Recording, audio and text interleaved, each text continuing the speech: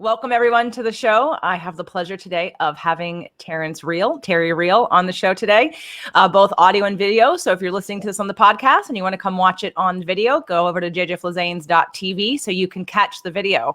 Because I'm going to show you this book. The book is called, what we're going to talk about today is The New Rules of Marriage. This book was recommended to me at the end of my marriage. And of course, I'm always looking for, I started my whole podcast quite literally to save my marriage and to learn and to educate, sort of that byproduct of, well, if you don't listen to me, maybe you'll listen to someone else and I won't force it on you. Maybe just you'll catch it. So I've learned a lot over the years. I've applied a lot of this. And obviously my story will come out for those of you that don't know it a little bit here and there. Nothing too personal.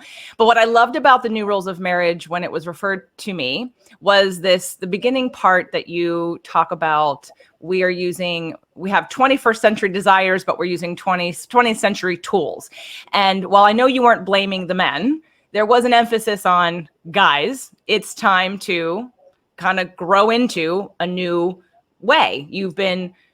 So without further ado, Terry, please tell us your story as to why this book, when you wrote it, what was happening for you, and how you got here. Okay, well, let's do two pieces. One is my personal piece, and the other is more the cultural piece. As people might know from my first book called I Don't Want to Talk About It, which was about male depression, including my own and my own relationship with my dad. I grew up in a pretty dysfunctional family. There's a saying that therapists are people who need to be in therapy 40 hours a week, so that's why we do what we do. I had to become a therapist to learn how to heal myself from a pretty dysfunctional family growing up in my childhood. And I did that. And then I went on to family therapy training, I think, to learn how to have relationships. And it got me further than I would have got on my own, for sure. But I was dissatisfied with the way therapy was done in this country. I think there's some major design flaws, and we can double back on that. So I created my own school of therapy called Relational Life Therapy, RLT. And the book is an expression of RLT. It's for the general public, though. In terms of why this book, look, to me, it's really simple. Marriage has been in pretty bad shape for 50 years, 43 to 48% failure rate. And at the same time, we've never wanted more from our long-term relationships. I want to say we've never had wilder ambitions, and we've never had more primitive skill sets. So let's big picture. We all live in an individualistic, narcissistic, anti-relational, addictive, patriarchal culture. That's the water we all swim in. We're the fish. And in this patriarchal culture, relationships are coded as feminine. Relationships are a chick flick, right? I mean, nobody blows anybody up. It's a relationship. So one of the things I believe is that one of the great stories of the 20th century is going to be the changing role of women. The women got empowered, women got culturally empowered, women got financially empowered, and women don't need marriage the way they did in, say, Jane Austen's day, right? Where if you weren't married, you were in a little cabin in the woods somewhere by yourself. They don't need marriage. And so in order to keep a woman married, you have to offer more than a paycheck, which was the traditional deal. The traditional deal was breadwinner, homemaker, and dad brought home the paycheck. He worked very hard. If he didn't beat anybody or drink too much or screw around, he was a good guy. So what if he demeaned you 3/4 of the time he talked to you? So what if he ignored you and treated you like furniture? Those were quality of relationship issues that nobody cared about back then. Just suck it up and go back to your good man. Nowadays, women are done sucking it up. And the bar has been raised. When I say we've never wanted more from our relationships, the reality is I'm not talking about men and women equally. It is women who have been socialized to know more about relationships. I'm not saying you're perfect, but you know more about relationships than us guys. You want more from your relationship than us guys, and you have more skill than we do. So you add all that together, and here's what you get. I believe that women across the West in heterosexual relationships, we can talk about same-sex relationships, go Supreme Court. But in terms of heterosexual relationships, women across the West are asking for more emotional intimacy than we raise boys and men in this culture to deliver. Now, it's changing. The younger the man, the more expressive he'll be. Millennials are good, generally, much more progressive than my generation, baby boomers. Baby boomers are in big trouble. There's a gray divorce revolution going on right now, and the statistics on divorce are sky high. So the tragedy is, look, I got Harry in my office. He's been dragged in by Sally. You know, most men are what I call wife-mandated referrals. They're not there on their own. They've been dragged. And I say to Harry, you're a statistic, man. There are hundreds of thousands of you being dragged into offices just like mine. And we can't blame every one of your mothers. There's something collective going on. And what that is that what you learned as a boy, whether you wanted to learn it or not, it was imposed on you. What you learned as a little boy about what it means to be a good man, to be strong, to be tough, to be non-expressive, to not be vulnerable. These qualities, by today's standards, will ensure that you're seen as a lousy husband. There's a role disjuncture between the traditional way we raise boys and the new demands that women are asking of men. And I think that the response, by and large, to these new demands has been conservative. Back off, go, just accept your guy, blah, blah, blah. I don't want women to stand off of these demands. I want men to stand up and meet them. Because, look, I'm a family therapist. Intimacy is good for you. There are hundreds, dozens and dozens of studies. Intimacy is good for your health. It's good for your mental health. It's good for anxiety, depression, all sorts of things. It boosts your immune system. You'll live longer. Your kids will be happier. So what I say to these guys is, listen,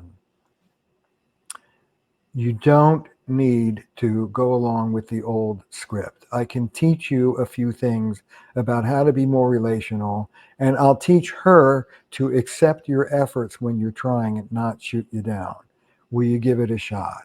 And I got to tell you, 99.9 men out of 100, when you give it to them straightforwardly like that, will say, oh, okay, what do I need to learn? One of the big differences between the work that I do, RLT, and other forms of therapy is that we're not neutral. We take sides, and we particularly side with whoever is asking for more intimacy in the relationship, which is most often women. In my experience, one of the things I appreciated about my last relationship was the desire that I felt for these things, which is one of the reasons why, again, that I've done a lot of Imago therapy. I'm a big fan. Harville's been on the show several times. I've done Getting the Love You Want workshop. And while I agree with and implement and love about 90% of it, there's a few pieces that I think needed to be upgraded. But generally speaking, it's a great tool I love to use. And you talk about this in one of the sections that I really found new and interesting to me about the core negative image, which I want to talk about today, and how you're encouraging people to, it's at certain stages, take responsibility for what you can, but you can't force your partner to do it. And at certain times, it'd be best if you had a partner who would do this with you. And I remember having the feelings when I chose my partner based on, I feel like, our emotional capacity for all the depth that we wanted. But as you were saying, and I think why this resonated with me and all women, I'm sure, is that I felt like I had more tools. And every time we started to go down that path, let's say an upper limit or a fear or a trauma would show up, and there was no way to deal with it necessarily that made sense. There wasn't a common language. And so through traditional therapy, through working with, and I think that for us too, women, working with certain women without, again, a structure. I've learned over time that I think a lot of men really don't love therapy because they don't see an end in mind. It's sort of like, I'm just supposed to go and talk. And every week you're taking me on this journey. You're asking me how I feel. And we're spending all this time talking about what happened yesterday and this argument we had. Like, that's why I've never liked traditional therapy, because it's like, can we get to the core wound and then like heal that so that none of this little shit happens? Because like, I would have that happen too. And I felt like that was not going to take it. So of course, nobody wants to go to therapy. If you come in, we talk about what bad thing happened yesterday. We dig up all these bad feelings. And, oh, it's 50 of, you got to go. Bye. See you next week. I just felt like that, right? Am I? Look, there are three phases in RLT. The first phase is loving confrontation. Hey, look, JJ, this is what you're doing to blow your foot off. You will never get more of what you want by doing this thing. Let's say, I'll give you a dysfunctional stance. A dysfunctional stance is an angry pursuer. Let's say you're banging on your partner's door going, talk to me, talk to me, talk to me. I'm so mad. I'm so hurt. I feel so lonely. You never talk to me. You always this, you never that, blah, blah, blah, blah, blah, blah, blah. Okay? That is a dysfunctional stance that will never get you heard. Now, the first phase of RLT is, listen, I got some bad news for you, JJ. Role play, JJ. I don't know if this is really what you... I got some bad news for you. You want to hear what it is? Yes. Angry pursuit is not seductive. You want to hear that again? No, I get it. And I didn't do that, but I get it. And I see it though in women, which is why I think your book not only addresses men, but, women also play a role in doing things that don't, they put too much pressure on a man to make them happy. And I teach law of attraction, and people, if you're not happy independently, forget someone trying to make you happy. There's a hole in your bucket. It's never going to get there. But continue. Well, I ask couples to outlaw the word makes me from their vocabulary. I make myself feel blah, blah, blah. But let me go through the thing. The first is loving confrontation. Angry pursuit is never going to get you what you want. Take a look at what you're doing. I call this waking up the client. And we are not neutral. We take sides. We side with the disempowered one. I have a saying, we like the mighty to melt. We like the weak to stand up. So when there's a power imbalance, we side with the one who's in the one down position and empower them to come up. Use that as leverage to bring the one who's one up down. The second phase of our work is inner child work, trauma work, early childhood work. And most couples therapy doesn't do that. But we do. We do deep trauma work while your partner is sitting there. You are crying. You're talking to your 3-year-old self. You're crying. You're sobbing. And your partner's sitting there. And what are they doing? Their heart is opening as they watch you do this work. So that's the second phase. The third phase is education, which is missing also in a lot. I think it's borderline abusive for a therapist to say, well, hey, look, JJ, this is what you're doing wrong. And then not turn in the next sentence to, this is what right would look like. Let me teach you how to do it. So the first is loving confrontation. This is what you're doing that's never going to work. The second is, let's go back to your childhood and figure out where you learned how to do that. What were you adapting to back then? And then the third is, let me show you a different way of doing it. There's a relational technology that I cover in the book, which can be learned and mastered. How to speak up for yourself with love, how to listen and really listen and not rebut, how to make repair and not be defensive, what to do when you're in your adult self and your partner's in an immature part of them and won't come out and you want to kill them. I cover the basics of how to run a relationship, which our culture does not give people. And what is your message, let's say, for the man who feels so defeated? I think, one of the common beliefs of men is it's never good enough. I never win. It's never good enough. I never can do it right. Yeah, well, we humans, there's a lesson for women here, because a lot of what we do is we try and make our relationship better by being passive. We don't work on the relationship. You don't tell your guy what you want up front. You just let him fumble around, let him fail, and then criticize him for how he did it wrong. This is about the worst behavioral modification program I've ever seen in my life. You wouldn't do that to a dog. You wouldn't do that to your child, but you do it to a spouse.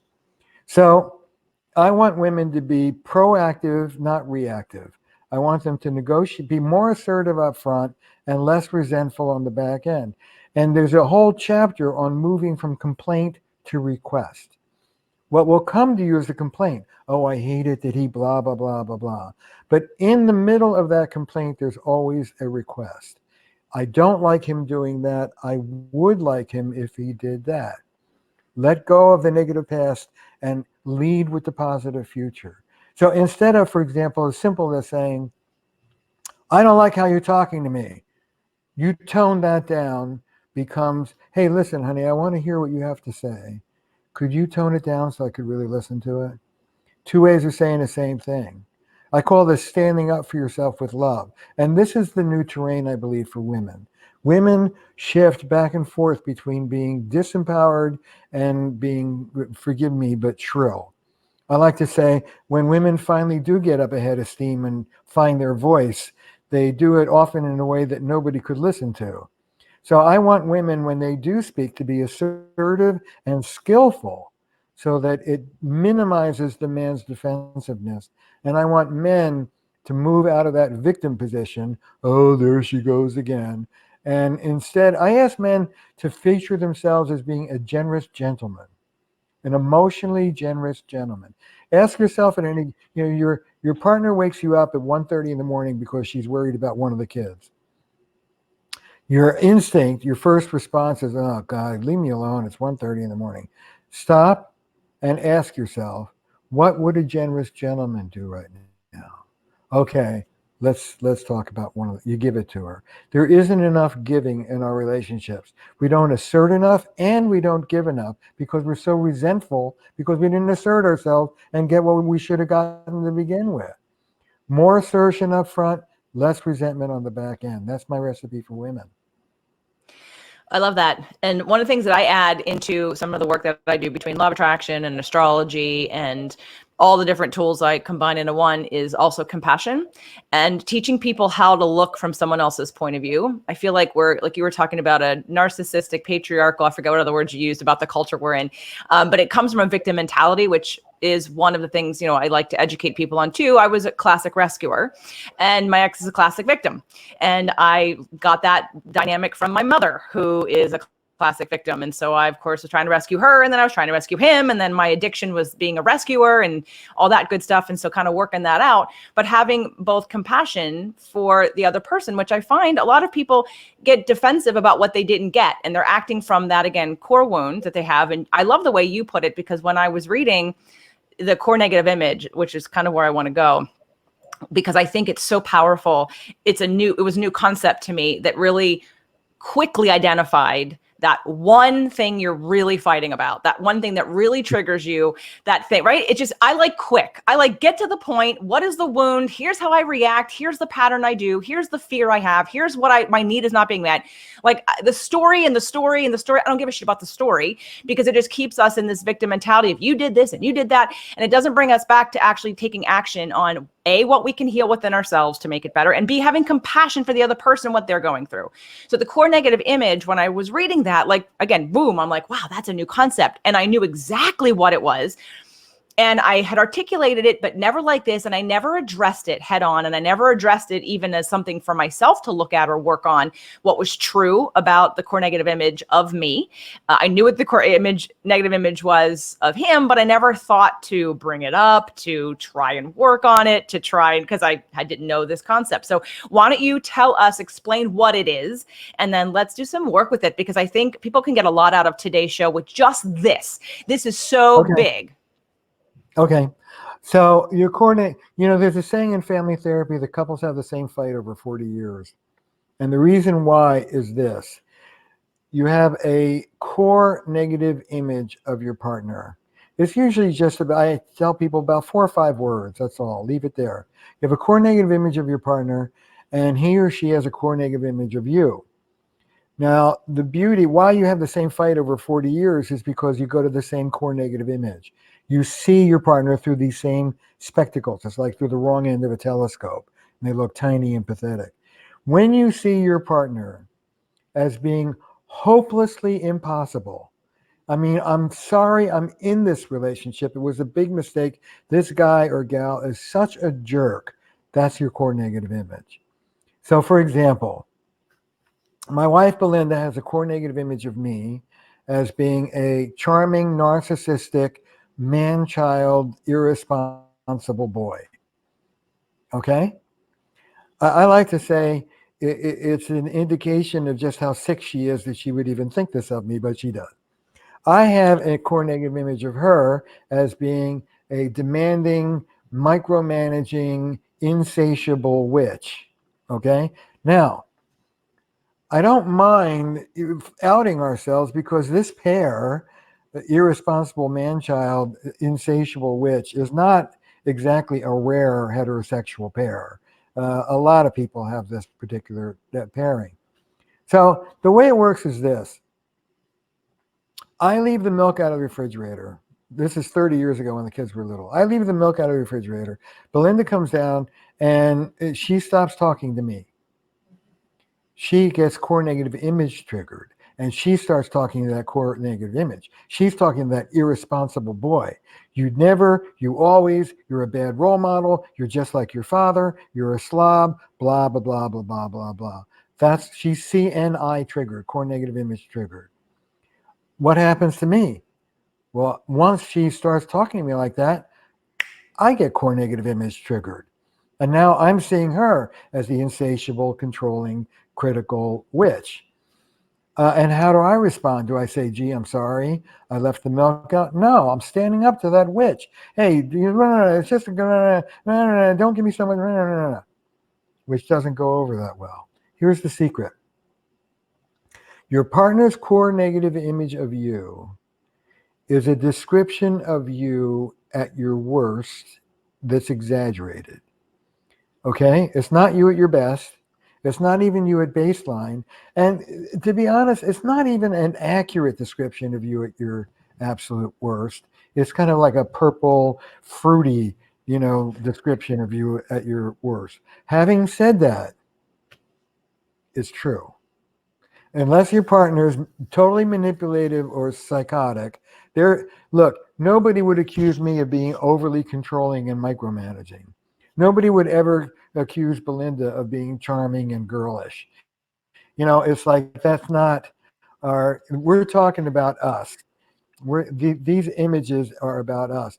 Now, what happens is when your partner's core negative image triggered and they come at you with this exaggerated version of you at your worst, 99 out of 100 of us will react to the exaggeration. Oh, I can't believe you think that of me. It's only this, it's not that, and you get defensive. Don't do that. It's like a Chinese finger puzzle. Instead of pulling against it, you come out of it by leaning into it. Okay, you got me. I left the milk out. You're right. I'm sorry. I can be undependable at times. To do this, it really helps. And you have to have some recovery around boundaries and self-esteem where you're going to go ape when you hear this. But assuming you can keep yourself centered and adult when you listen to this, it's amazing to put each other's CNIs on the table. And already just speaking them to each other diffuses some of it. It helps you with your boundary. Once your partner says you're this, that, and the other, A, B, C, and D, the next time he acts like you're A, B, C, and D, instead of taking it personally and going totally nuts, you take a breath and you go, oh, he's CNI triggered right now. He's not talking to me. He's talking to me, my CNI. See, in the past, you'd be CNI triggered. You'd go after him, and the two of you would just escalate. I like to say your CNIs at that point are having the fight. The two of you can sit down and have a beer. It's all, you're not even there anymore. It's just CNI versus CNI. So put them on the table. When your partner comes at you with that CNI and you know that CNI exists, it takes the sting out of it. And then the other great thing about putting it on the table, if I may, is it gives you operating instructions.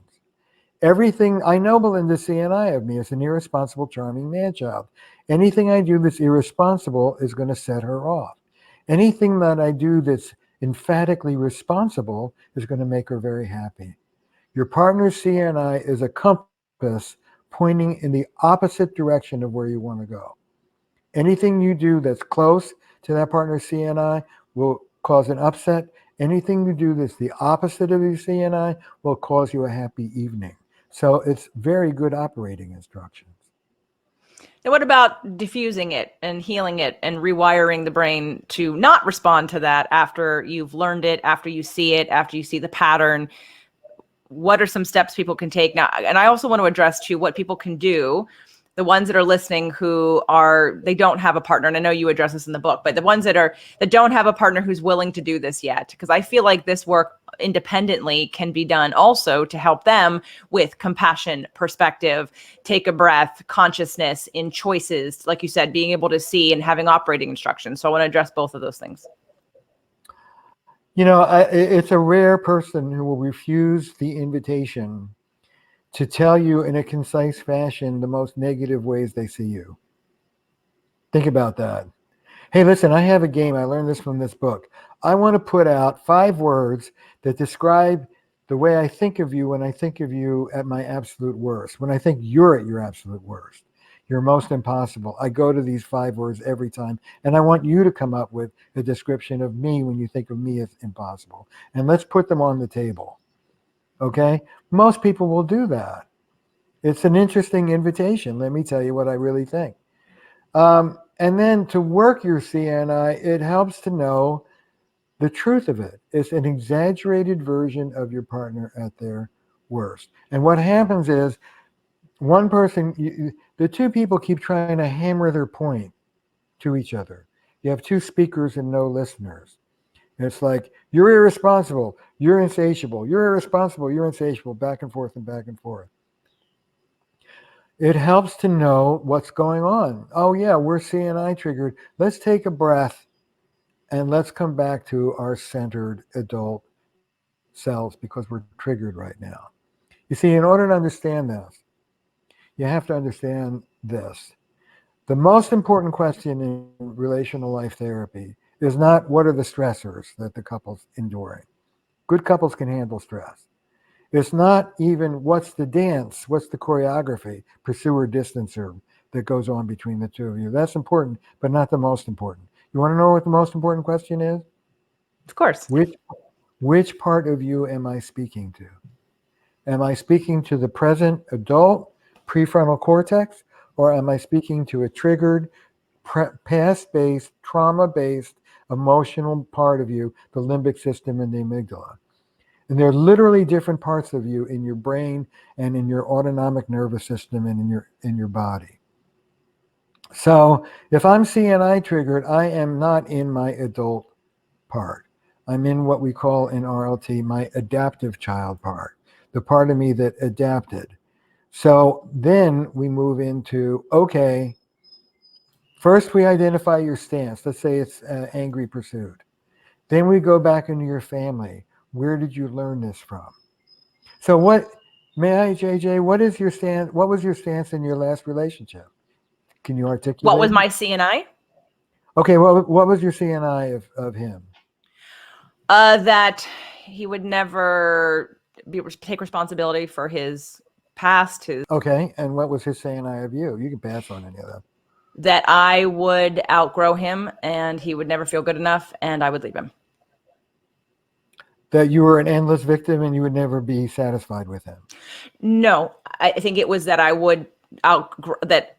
So my path has been, I love to learn. I love to grow. I tackle any issue that comes up for me. I mean, I was one going to therapy trying to heal, getting defensive so that I could provide more love and compassion when being yelled at, because I understood that it wasn't coming from a place of like the present, it was coming from an old wound.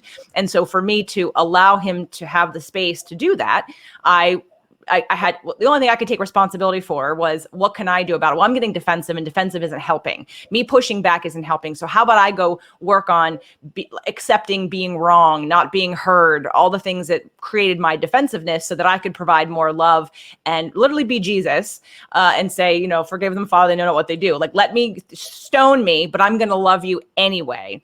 And that the work I did around that did help energetically, but my core negative image was always, is this ever going to change? Are you ever going to change? Am I going to be stuck, with a victim for the rest of my life who doesn't take responsibility? Because I can't do this by myself.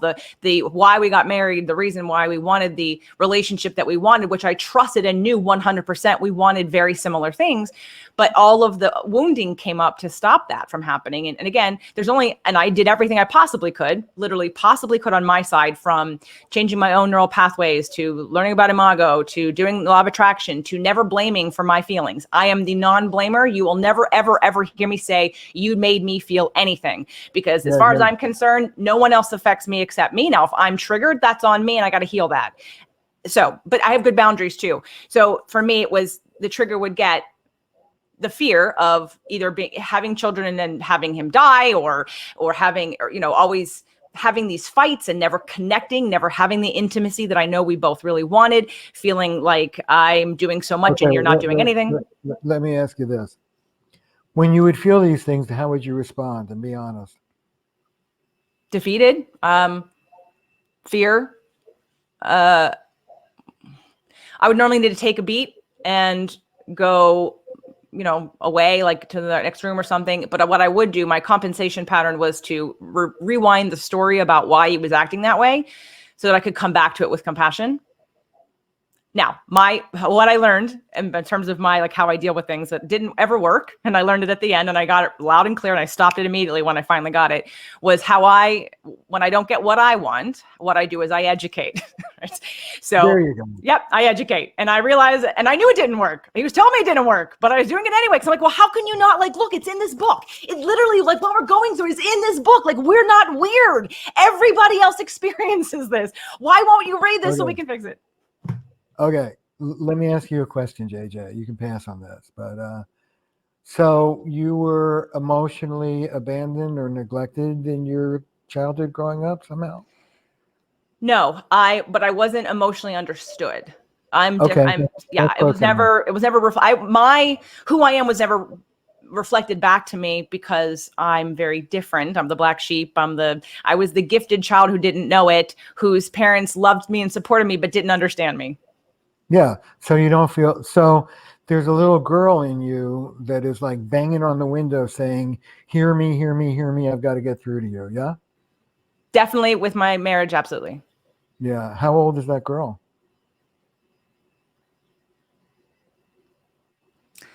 Maybe 4th or 5th grade. Uh-huh. So 10, 11. Mm-hmm. Okay.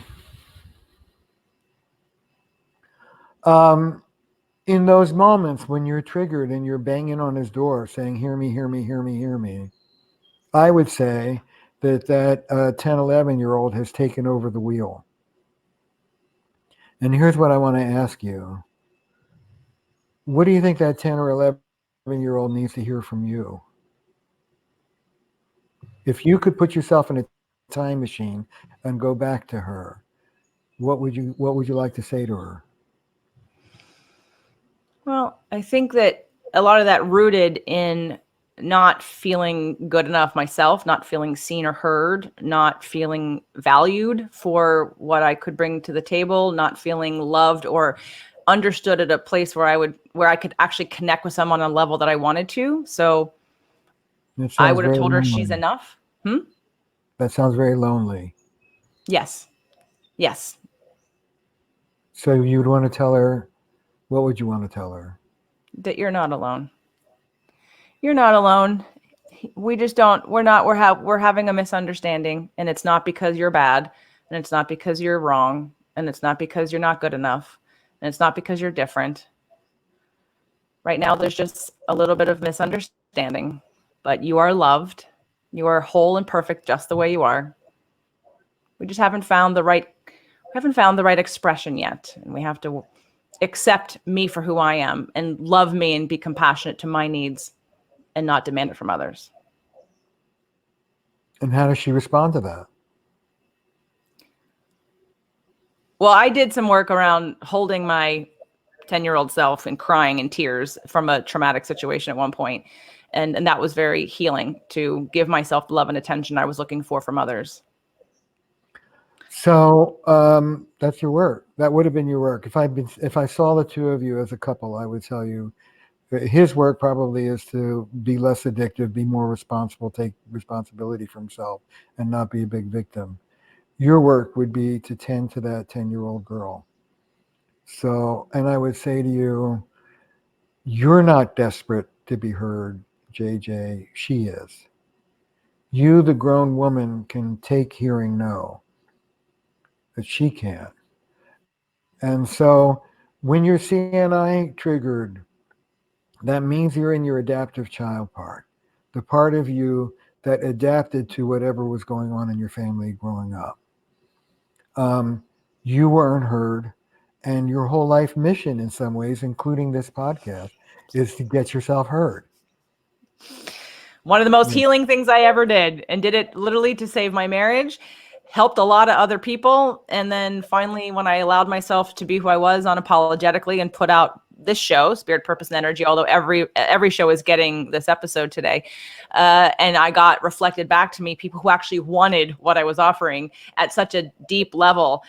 It was very healing. It was very Yeah, validating. right. It's very healing because it makes up for the wound that you had as a child growing up.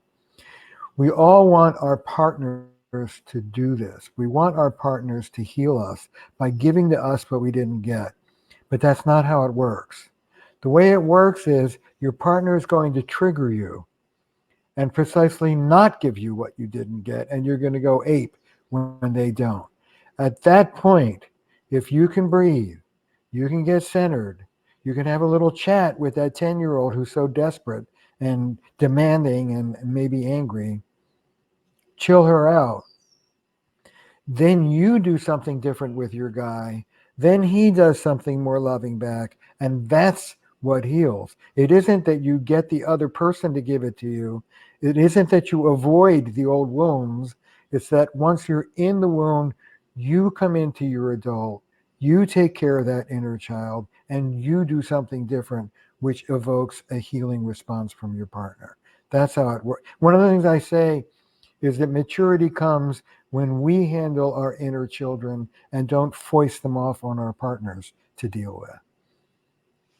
And that's what I love about so far the work I've helped to share to people. And I love that you do address some of that in your book as well, because if everyone has to start off by having a buy-in from their partner when things are at their worst, then I don't want people to stop working on themselves and the things that they can ease up a little bit so that, like you said, they can work on their own inner child and start to heal that. Because even if it doesn't save your marriage, it helps you in life and it helps you move on to be able to be more loving and compassionate to yourself. It reduces that trigger. It changes those neural pathways. And so I want to empower people, especially women, who are with a resistant partner who feels judged, who feels broken, who feels like, oh, I don't want to go to therapy again. And what is this going to do? And you're just going to tell me that I'm bad and I'm wrong and it's going to be all my fault. Like, if you're dealing with that, I just want people to not wait. And sometimes while I was doing my own thing, I didn't think about getting into like a couple's specific therapy because I thought I needed the buy-in and I thought I needed. And when I started doing it, I thought, oh, I could have done this 10 years ago. This would have been great for me. And I want to recommend, obviously, everybody get The New Rules of Marriage, right? So regardless of your status in your relationship, I think it's good even if you're thinking about getting married, because you can review. So my partner and I, Doug, we were reading the book this morning and we were going over some of the exercises with the CNI. And while we haven't identified our current CNI, although as you were talking, I'm like, oh, because we're like, oh, I don't think we have one. And then I'm like, no, we have one. We're so much better now, and we've been doing our own work. The minute I saw the repeat of patterns come in from the last marriages, I was like, we're gonna hit this one head on. And so we're really good. Yes, those things are still there. But when we were doing the exercises, we were using our ex-partners to reflect how we were. And it was so good and empowering to be able to like look back now, especially for him too, to say, oh, I see how that was going to end. It was a self-fulfilling prophecy to have the CNI rule my life and never address it, because I basically manifested exactly what I was afraid of, and vice versa. So, which always takes you back to your childhood. One of the things I say is we all marry our unfinished business. Which was the parent that you were trailing after that you didn't feel heard by the most? Your mom or your dad, or was it equal? it was equal, but I think it was more important that it came from my mother. My father was a very positive, supportive, happy, just exudes like simple happiness. He's just such a good, solid guy. And so while I wanted probably a little bit more attention, he was never that guy's guy dad. He was more like the monk, kind of like very present. But my mom was more involved in my everyday life and all the things that were going on. So I think I wanted it more for her, but she couldn't give it to me because they would say things like, she's like, GJ, you're deep. I mean, like I would tell them things and from school and I'd be like, oh, I'm so excited. Let me share this thing with you I learned today. And they'd listen and they'd go, wow. And they'd go, GJ, you're deep. And they like, just, that's all they had to offer me. Well, you know, you were the scapegoat in the family. That was your job. There were three basic roles in a family: scapegoat child, hero child, and lost child, the one who gets ignored. The good one, the bad one, and the one who gets ignored. And you were, I'm a scapegoat child. And there's a gift. The scapegoat child is the one that expresses all of the subtext and the emotion that isn't being explicitly expressed by everybody else.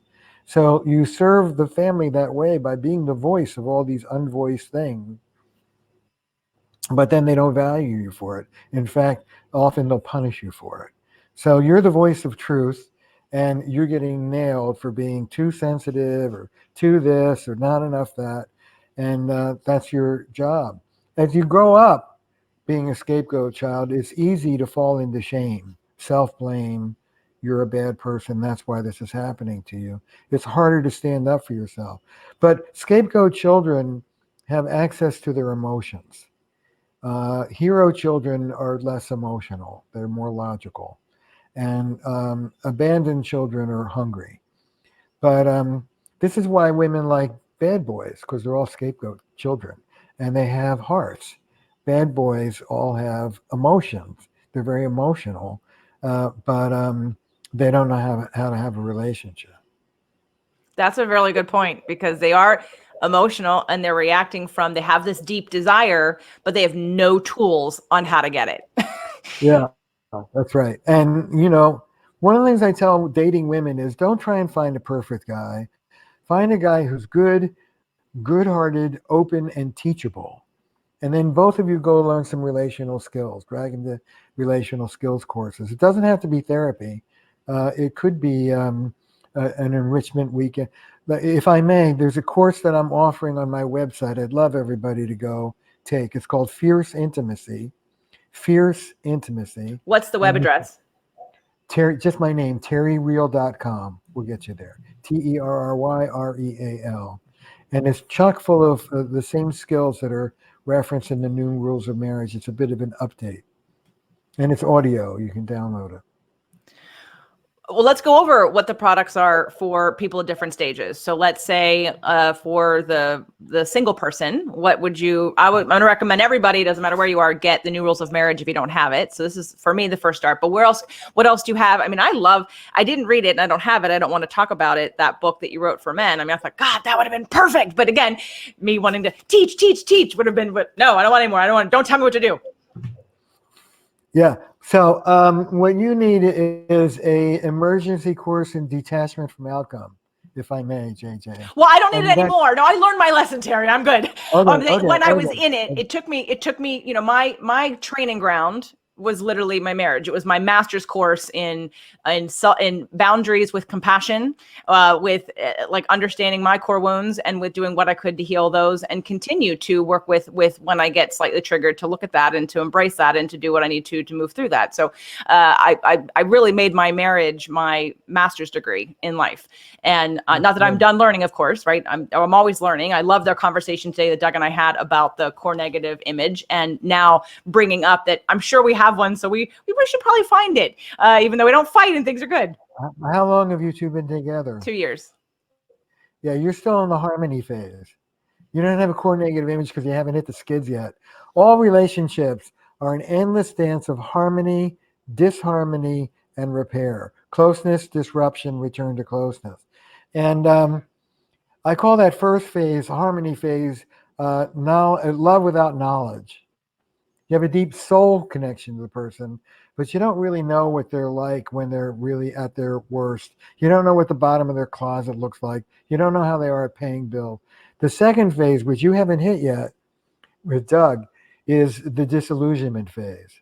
This is where you look at your partner and go, "Oh my God, I can't believe I'm trapped, and this is just awful."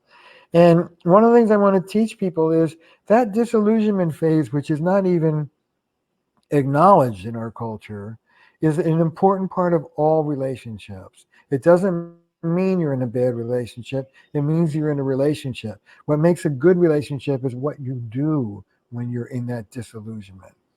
And what you do is repair. And I cover that in both the new rules of marriage and in fierce intimacy. How, when you're off, the wheels are off, how to get them back on again and get back into repair. And you never know.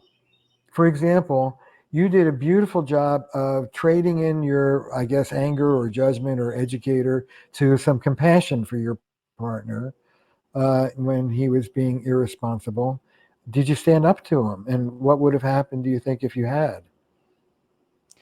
Oh yeah, I did. It was always the dance of how can I get what I want from you and how can you get what you want from me by me figuring out what I can do to help you not get triggered. So without giving up who I am, right? With not giving up my power, without just being compassionate at all, which felt better for me. And and ultimately, when you're in that kind of situation, it's never going to be a win-win, because that person, if they're not on board for taking responsibility, we're just reenacting over and over again that core wound, and it's never really. I mean, we went to therapy a few times, but it was never really going. You know how people go and they go, so they say they can go, but they're actually not really interested in learning and implementing and making any changes so that they feel better, because they really just believe the other person needs to change. No, you just need to be different. Yeah. One of the things I say is there are deal breakers. And one of the deal breakers is this. If one of the two partners is at an evolutionary point in their development, which leaves the other one in the dust, if there's a big discrepancy in maturity levels, or if you will, health between the two partners, eventually the healthy one can't tolerate the ill health of the unhealthy one, and they have to leave. So you need a reasonably responsible partner, or you don't have a partner. You have a child on your hands. And if you don't have somebody who's going to be not perfect, but reasonably responsible, you don't have much of you don't have much traction. You don't have much leverage. You don't have much to go for. So you have to go for repair. But I do want women to speak up. I want women to stand up and speak up. But you've already mastered this. You've said it many times. The trick is to speak up in a way that is cherishing of your partner at the same time as it's setting limits for you. I really love you. I want to be closer to you. When you yell at me, I feel pushed away. That doesn't feel good. I would like to be closer to you. Could you please stop yelling? So you stand up for yourself and you cherish the partner in the relationship in the same breath. That is a brand new skill. People don't know how to do that in this culture. I did not do that as well as I could have in terms of the cherishing part. I would feel it, but I wouldn't necessarily communicate it. It was kind of after the fact that while we did the 5 love languages tests and his was apparently acts of service. I mean, that's what I could tell from that. What I realized after it was all said and done is that he didn't realize what he probably needed was words. And I wasn't skilled at giving them at the time, even though words are my thing. He wasn't giving them as, words of affirmation. But I do believe now that's probably what he needed the most, the acknowledgement. And I will be honest, I didn't figure that out until it was too late. And so I didn't know. And there was some distrust there from a past abuse from him, as somebody that would abuse him and then say something really nice. So there was this distrust of, you wouldn't have, if you really meant it, you wouldn't have done what you did to me and then turn around and tell me nice things. So while again, I was not perfect and I did not excel. And I look back at things like this core negative image and thought, oh, would have that have made a difference for me to have that conversation? I think that ultimately, because I also believe, like you said, we choose our partners to heal the wounds of our past.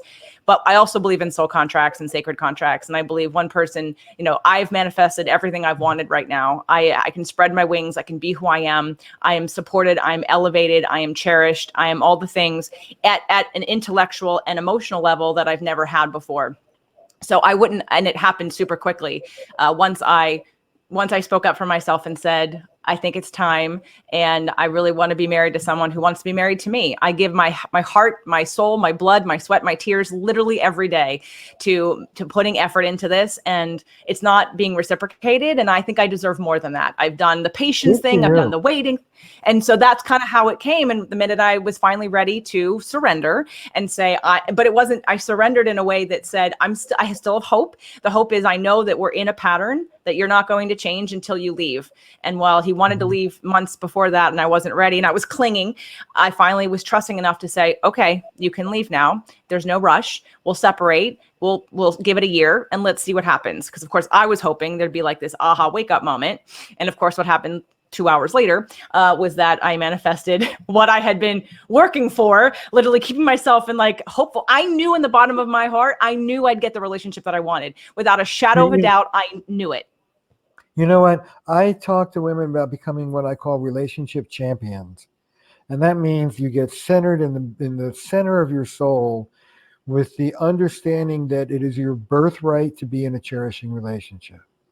And if you're in a relationship in which you basically do not feel cherished, that's bad for you. It's bad for the kids if you have kids. It's bad for the person who's not cherishing you. It's bad for everybody. Stand up for yourself and grab that person by the collar and with love and care, insist on being decently treated or get out. But don't sit there and be a victim and let it rot. That's not what I want.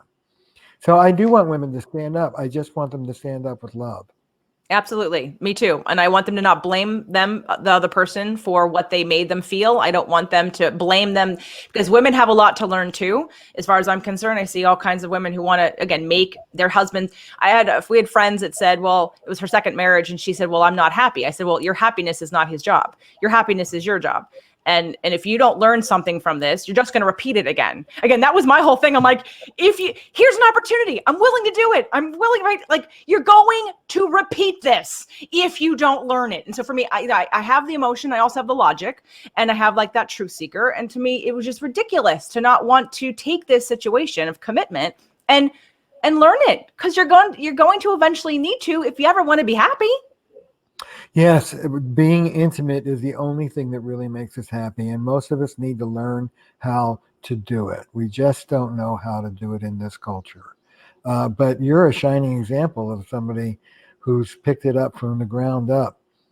You're what my wife Belinda calls a retread. I'm a retread. She's a retread. Reconstructed human beings. So it's one thing.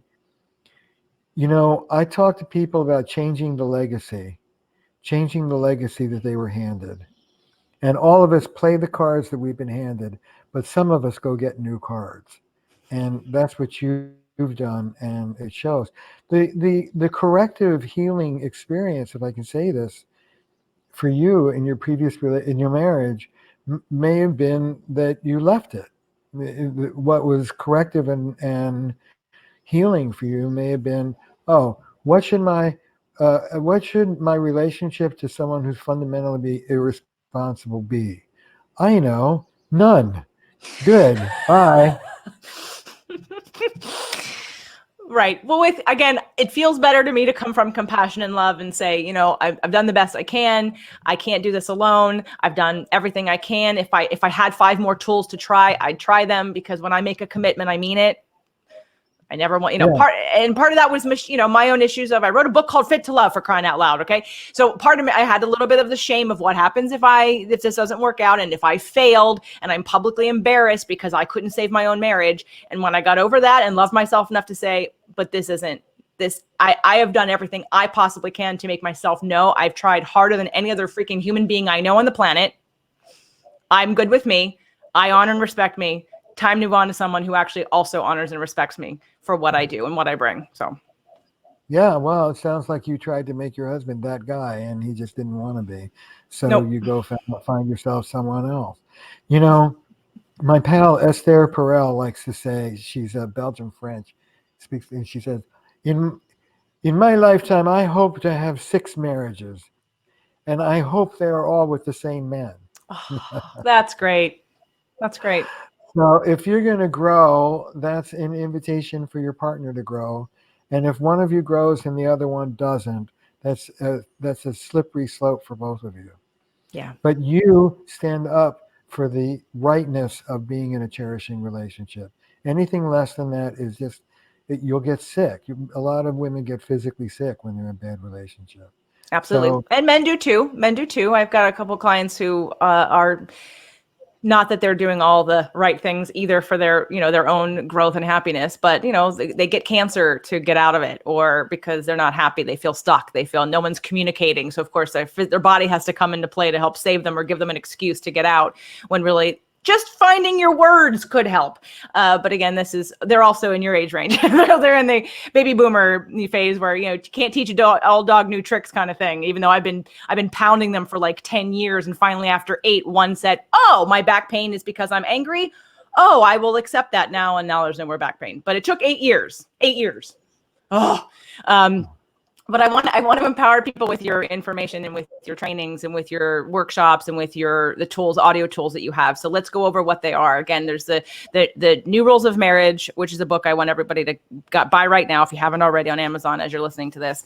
Also, I would think too that I don't want to talk about it, your book about male depression. I think that would also be, I don't have it, but I think that would be an awesome topic if you'd like to come back. I'd love to read it and then have another show directly for men, because I do have men that listen to me. They're quiet about it though. They're quiet about it because sometimes because the women get triggered by me, but the men are like, oh, but I agree with everything that she says, so I'll just keep this quiet. But I think that would help them. So where else can people go for information to work with you or get your trainings? Yeah, just go to my website, terryreal.com. There is a online training program called Staying in Love that you can get, and it's full of exercises and stuff like that. I like Fierce Intimacy a lot. It's not that expensive. It's 6 hours of, it's basically like an audio book. And it's my updated version of the New Rules of Marriage. We have a lot of courses. Most of my courses are for therapists, though. But we have a lot of courses for both men and women. This fall, I'll be doing a course for the general public. It's my first course for the general public. And the name of the course is Us Moving Beyond Me and You. And it's really about getting past that win-lose, zero-sum way that we normally go about our relationships, and having the elevated consciousness of the biosphere called our marriage or our relationship. It's not about I win, you lose. It's about how are we going to work like a team and make this biosphere work for all of us. So I'm writing a new book. That's the title, Us, the Power of Moving Beyond Me and You. It won't be out for a year or two. But I'm doing a workshop online for the general public this fall on that topic. How to really operationalize, how to make real in your life practices that move you from a linear win-lose adversarial consciousness to what I call us consciousness. We're in this together. What do we both need to make this work? And it's a big, big shift for most people. I would love to help promote it. So if you either want to come back on, it's in the fall, and right now we're in the summer. So we can either do another show to talk about it or do a half and half. I kind of want to do this whole male depression. I don't want to talk about it. I think that would be super helpful for people, but I know that people need the help right now. And definitely if they're having it at their fingertips to do it virtually, it gets rid of the barrier of I can't travel there, whatever's going on in the world, whatever, and then I can just do it online. So I think that would be great, and I'm happy to share all about it and talk about it again. But everyone go to terryreal.com and check out everything that's there and see what is going to fit what you need right now. And then, of course, follow up, ask me questions. What do you want to hear more about, so we can ask Terry to come back on and do another show on something. And of course, go to his website, ask him directly. But I'd love to know what it is about today's show that sparked your desire for more and where we want to go with this conversation. Terry, I appreciate you coming on. Oh, it was marvelous talking with you. Thank you so much. And thank you for the work you're doing. It's really wonderful. Thank you. Don't leave.